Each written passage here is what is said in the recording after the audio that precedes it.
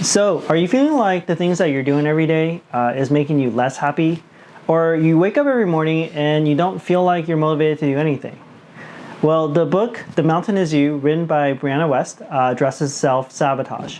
And I was kind of feeling the same way.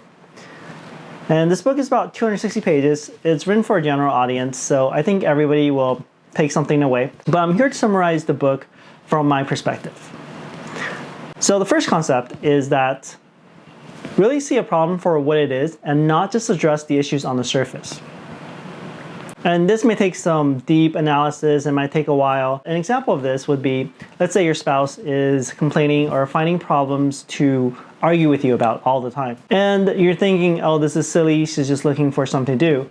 But another possibility is that she is projecting her stress onto you. And so one way to release the stress is to find ways or to observe what is going on that's causing the stress and find ways to alleviate it and help her become the happy person that she can be.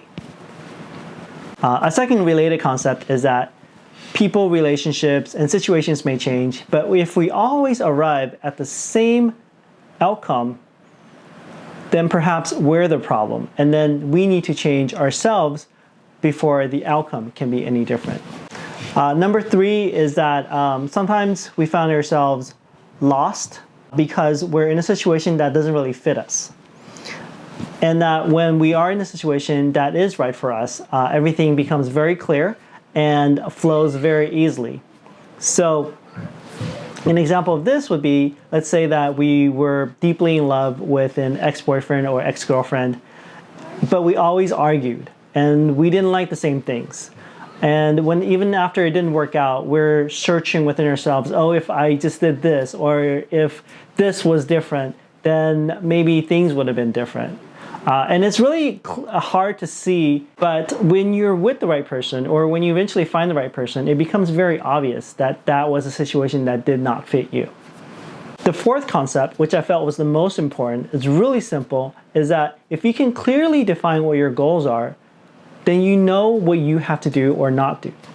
So for example, if your goal is to lose weight, next time when you go and reach for that can of Coke or that ice cream, you know that, hey, this is contradictory to my goal and therefore I should not do it. Number five, just start. So this concept is that sometimes we think that we're not good enough or that other people are much better at doing something than what we are.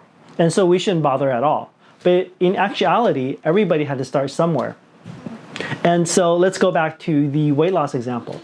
If you can just motivate yourself to start and nobody's expecting you to run 5K, the first day, but if you just start stretching and you work on it every day and you improve upon it every day, it's going to help you reach your goal.